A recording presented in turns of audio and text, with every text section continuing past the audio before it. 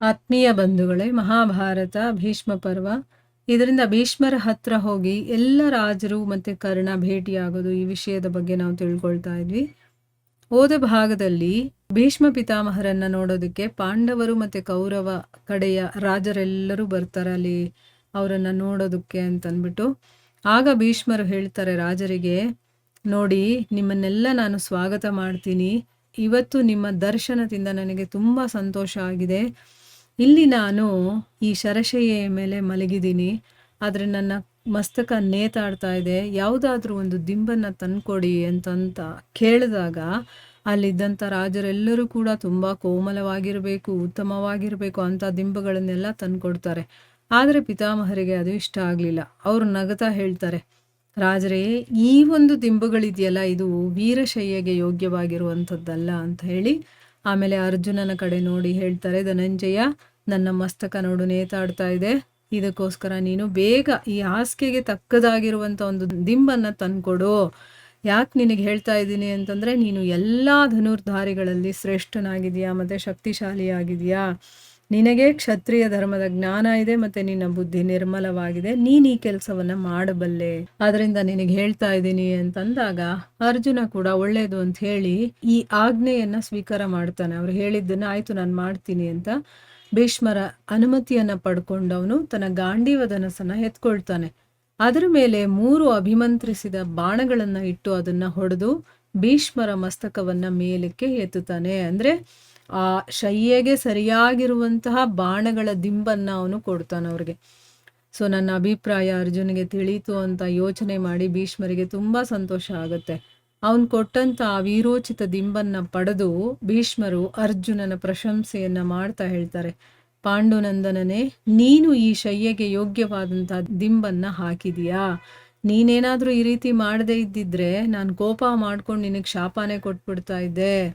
ಅಂದರೆ ಇಷ್ಟು ಅರ್ಥ ಮಾಡ್ಕೊಳಕ್ಕಾಗ್ಲಿಲ್ವಾ ಅಂತ ನಿನಗೆ ನಾನು ಶಾಪನೇ ಕೊಟ್ಬಿಡ್ತಾ ಇದ್ದೆ. ಆದರೆ ನೀನು ಅರ್ಥ ಮಾಡ್ಕೊಂಡಿದ್ಯಾ. ಮಹಾಬಾಹುವೆ, ನಮ್ಮ ಧರ್ಮದಲ್ಲಿ ಸ್ಥಿತರಾಗಿರುವಂಥ ಕ್ಷತ್ರಿಯರಿಗೆ ಸಂಗ್ರಾಮದಲ್ಲಿ ಈ ರೀತಿಯ ಶರಶಯ್ಯೆಯ ಮೇಲೆ ಶಯನ ಮಾಡಬೇಕು ಅಂತ ಹೇಳಿ ಅರ್ಜುನನಿಗೆ ಈ ರೀತಿ ಎಲ್ಲ ಹೇಳಿದ ಮೇಲೆ ಭೀಷ್ಮರು ಅನ್ಯ ರಾಜರು ಮತ್ತು ಇನ್ನೂ ರಾಜಕುಮಾರರು ಇರ್ತಾರಲ್ಲ ಅವ್ರಿಗೆ ಹೇಳ್ತಾರೆ, ನೀವೆಲ್ಲ ನೋಡಿ ಅರ್ಜುನ ಎಂಥ ಒಳ್ಳೆ ದಿಂಬನ ಹಾಕಿದಾನೆ ನನಗೆ ಅಂತಂದ್ಬಿಟ್ಟು ಅವ್ರು ಹೇಳ್ತಾರೆ. ಈಗ ನಾನು ಎಲ್ಲಿ ತನಕ ಸೂರ್ಯ ಉತ್ತರಾಯಣದಲ್ಲಿ ಬರ್ತಾನೋ ಅಲ್ಲಿ ತನಕ ನಾನು ಈ ಶಯ್ಯೆಯ ಮೇಲೆ ಬಿದ್ದಿರ್ತೀನಿ. ಈ ಸಮಯದಲ್ಲಿ ಯಾರು ನನ್ನ ಹತ್ರ ಬರ್ತಾರೋ ಅವರು ನನ್ನ ಪರಲೋಕ ಯಾತ್ರೆಯನ್ನ ನೋಡಬಹುದು. ನನ್ನ ಅಕ್ಕಪಕ್ಕದ ಭೂಮಿಯಲ್ಲಿ ಆಳವನ್ನ ಅಗಿಬೇಕು. ಈ 100 ಬಾಣಗಳಿಂದ ಹೊಡೆಯಲ್ಪಟ್ಟಿರುವ ಹಾಗೆ ನಾನು ಸೂರ್ಯದೇವನ ಉಪಾಸನೆಯನ್ನ ಮಾಡ್ತೀನಿ. ರಾಜರೇ, ಕೊನೆಯಲ್ಲಿ ನನ್ನ ಪ್ರಾರ್ಥನೆ ಇದೇ ಆಗಿದೆ. ಏನಪ್ಪ ಅಂತಂದ್ರೆ, ನೀವು ಈಗ ಒಬ್ರಿಗೊಬ್ರು ವೈರತ್ವವನ್ನ ಬಿಟ್ಟು ಯುದ್ಧವನ್ನ ನಿಲ್ಲಿಸ್ಬಿಡಿ. ನನ್ನ ಒಂದು ಪರಿಸ್ಥಿತಿಯನ್ನ ನೋಡಿದ ಮೇಲೂ ನೀವು ಯುದ್ಧ ಮಾಡಬೇಕು ಅನಿಸ್ತಾ ಇದೆಯಾ? ಮಾಡಬೇಡಿ, ಬಿಟ್ಬಿಡಿ. ನಾನಿವಾಗ ನನ್ನ ಸುತ್ತಲೂ ಕೂಡ ಹಳ್ಳವನ್ನ ತೆಗೀರಿ ಅಂತ ಹೇಳ್ತಾರೆ ಭೂಮಿಯಲ್ಲಿ ಅಕ್ಕಪಕ್ಕ. ಆಮೇಲೆ 100 ಬಾಣಗಳಿಂದ ಹೊಡೆತ ತಿಂದು ಮಲಗಿದಾರಲ್ಲ, ಅದೇ ರೀತಿ ನಾನು ಮಲಗೇನೆ ಉಪಾಸನೆ ಮಾಡ್ತೀನಿ, ಸೂರ್ಯದೇವನ ಉಪಾಸನೆಯನ್ನ ಮಾಡ್ತೀನಿ ಅಂತ ಹೇಳ್ತಾರೆ. ಸೊ ಅದಕ್ಕೆ ನನ್ನ ಒಂದು ಪ್ರಾರ್ಥನೆ ಏನಪ್ಪಾ ಅಂತಂದ್ರೆ, ನೀವು ಇವಾಗ ಒಬ್ಬರ ನೋಡಿ ಇನ್ನೊಬ್ರು ವೈರತ್ವವನ್ನ ಬಿಟ್ಟು ಈ ಯುದ್ಧವನ್ನು ಕೂಡ ನಿಲ್ಲಿಸಿ ಅಂತ ಅಂದ್ಬಿಟ್ಟು, ಆಮೇಲೆ ಶರೀರದಿಂದ ಬಾಣವನ್ನ ತೆಗೆಯೋದ್ರಲ್ಲಿ ಕುಶಲರಾದಂತಹ ಸುಶಿಕ್ಷಿತ ವೈದ್ಯರು ತಮ್ಮ ಸಾಮಾನುಗಳ ಜೊತೆ ಭೀಷ್ಮರ ಚಿಕಿತ್ಸೆಗೋಸ್ಕರ ಅಲ್ಲಿ ಉಪಸ್ಥಿತರಾಗ್ತಾರೆ. ಅಂದ್ರೆ ಇವ್ರಿಗೆ ಏನೇನು ತಗಲಿದ್ಯೋ ಅದನ್ನೆಲ್ಲ ತೆಗೆದು ವಾಸಿ ಮಾಡಬೇಕು ಅಂತ ವೈದ್ಯರು ಬರ್ತಾರೆ. ಅವ್ರನ್ನ ನೋಡಿ ಭೀಷ್ಮರು ನಿಮ್ಮ ಮಗನಿಗೆ ಹೇಳ್ತಾರೆ, ದುರ್ಯೋಧನ, ಈ ಚಿಕಿತ್ಸಕರಿಗೆ ಹಣವನ್ನ ಕೊಟ್ಟು ಗೌರವದ ಜೊತೆ ಅವರನ್ನ ಕಳಿಸ್ಕೊಡು. ಈ ಅವಸ್ಥೆಗೆ ತಲುಪಿದ ಮೇಲೆ ಈಗ ನನಗೆ ವೈದ್ಯರಿಂದ ಯಾವ ಕೆಲಸ ಆಗ್ಬೇಕಾಗಿದೆ ಅಂದ್ರೆ, ಈಗ ನನಗೆ ಇಚ್ಛೆನೂ ಇದೆ, ನಾನು ಬದುಕಬಾರದು ಅನ್ನುವಂಥ ಮನಸ್ಥಿತಿಯಲ್ಲಿ ನಾನಿದ್ದೀನಿ.